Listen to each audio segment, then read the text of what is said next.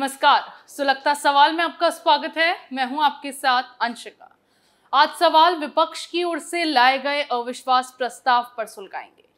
इस प्रस्ताव से कैसे विपक्ष को ही नुकसान होगा वो बताएंगे।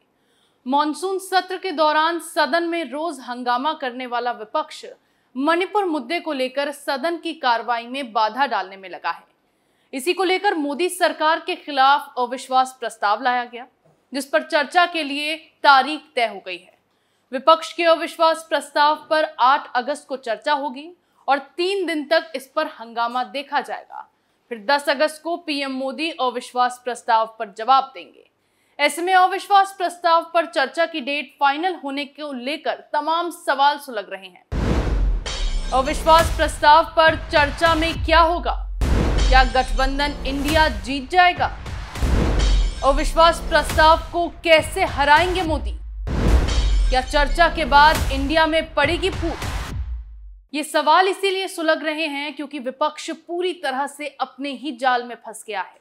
जिस मोदी सरकार को ये अविश्वास प्रस्ताव लाकर विपक्ष घेरने में लगा है, उसी अविश्वास प्रस्ताव को हराने के लिए पीएम मोदी और उनकी टीम की ओर से प्लान तैयार कर लिया गया है, जिसमें विपक्ष ऐसा उलझने वाला है कि वो सीधे मुंह के बल गिरेगा।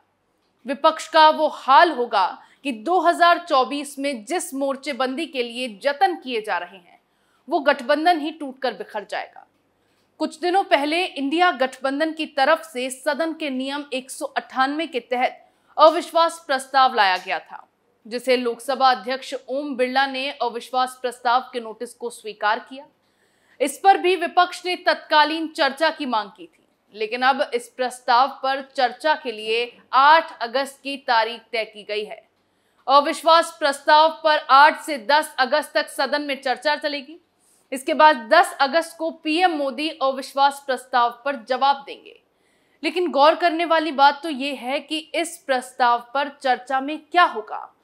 दरअसल अविश्वास प्रस्ताव पर जो विपक्षी दल इतनी उछल-कूद कर रहे हैं, उन्हीं की चर्चा के दौरान हवा निकल जाएगी, क्योंकि नंबर गेम में केंद्र सरकार ही आगे है। लोकसभा में बहुमत का आंकड़ा 269 है। अकेले भाजपा के पास 301 सांसद हैं। वहीं एनडीए की बात करें तो 333 सांसदों का समर्थन उसे हासिल है। विपक्ष संख्या में काफी पीछे है। इंडिया गठबंधन के पास कुल 142 सांसद ही हैं। सबसे ज्यादा 50 सांसद कांग्रेस के पास है।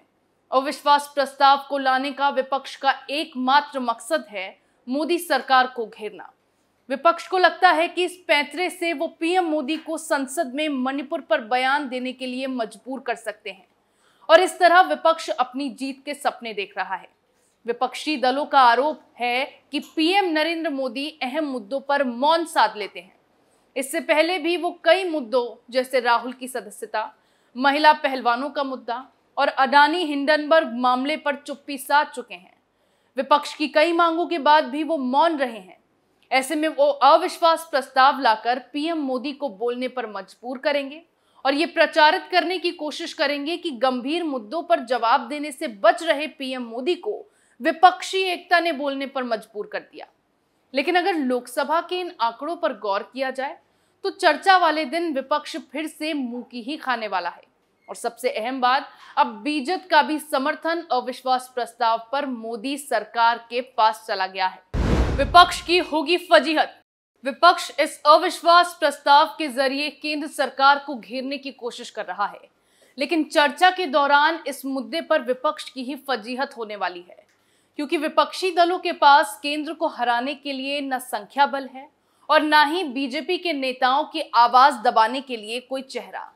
ऐसे में सबसे अहम बात तो यह है कि विपक्ष की ओर से लाए गए इस अविश्वास प्रस्ताव पर बहस होगी तो उसमें बोलेगा कौन?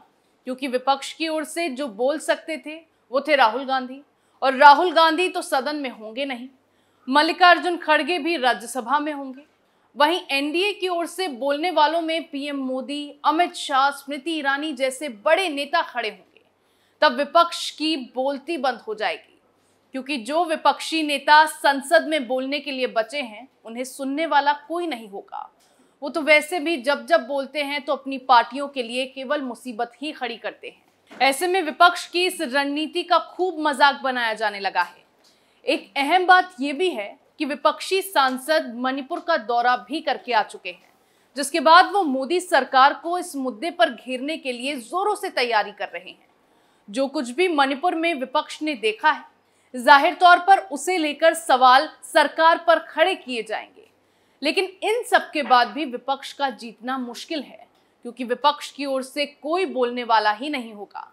ऐसे में आप खुद सोचिए, जब इस पर बहस होगी तब विपक्षी दल और खास तौर पर कांग्रेस किस तरह हंसी का पात्र बनेंगे। अभी तक कुल 27 बार अविश्वास प्रस्ताव लाया जा चुका है और सबसे ज्यादा 15 बार इंदिरा गांधी के खिलाफ अविश्वास प्रस्ताव पेश किया गया है। इससे पहले भी मोदी सरकार के खिलाफ 2018 में अविश्वास प्रस्ताव लाया गया था। 2018 में भी लाया गया था अविश्वास प्रस्ताव। 2018 में जब मोदी सरकार के खिलाफ अविश्वास प्रस्ताव लाया गया था, तब भी विपक्ष को मुंह की ही खानी पड़ी थी। 2018 में एनडीए के प्रचंड बहुमत से विश्वास मत जीतने के बाद पीएम मोदी ने भविष्यवाणी की थी, जो आज सच साबित हो गई।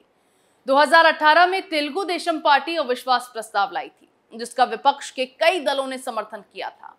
तत्कालीन लोकसभा अध्यक्ष सुमित्रा महाजन ने विश्वास मत की इजाजत दी थी। हालांकि इस अविश्वास प्रस्ताव पर हुई वोटिंग के दौरान एनडीए को 325 वोट मिले और मोदी सरकार 2018 में उस प्रस्ताव को गिराने में कामयाब हो गई। अब मोदी सरकार के खिलाफ 2024 से पहले जो अविश्वास प्रस्ताव लाया गया है, उसकी भविष्यवाणी पीएम मोदी ने 2018 में ही कर दी थी। विपक्ष की ओर से मोशन पेश किए जाने के बीच पीएम मोदी की भविष्यवाणी का 2018 का एक वीडियो भी खूब वायरल हुआ।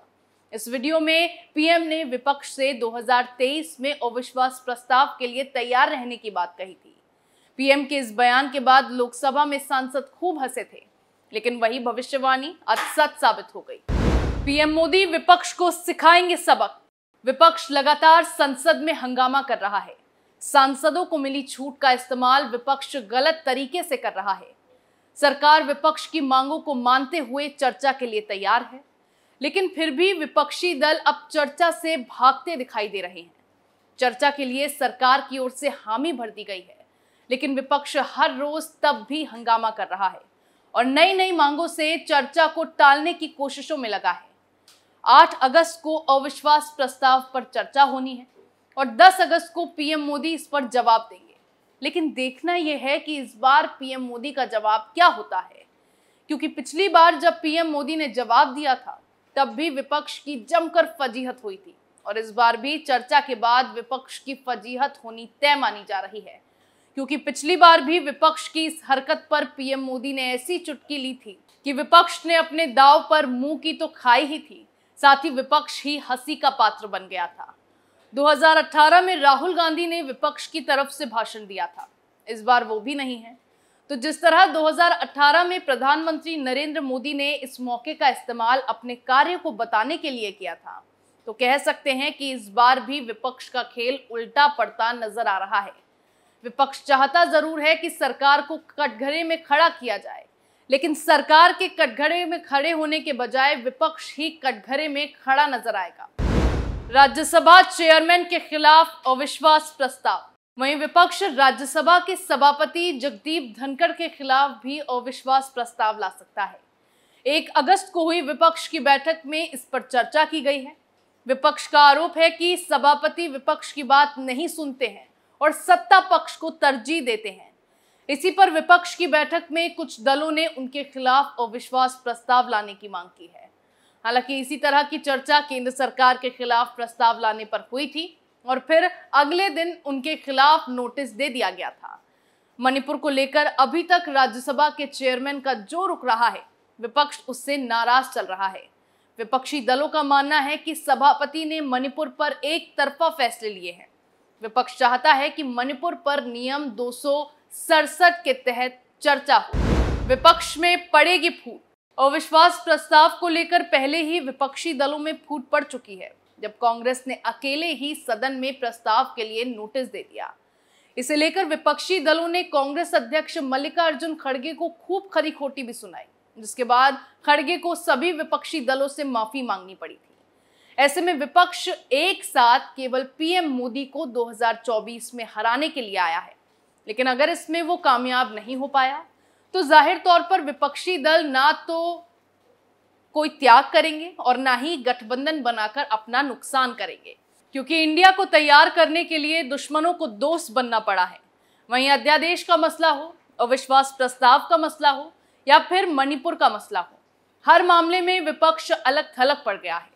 ऐसे में विपक्ष के हालातों को देखते हुए माना जा रहा है कि 2024 से पहले ही विपक्ष में बड़ी फूट पड़ जाएगी।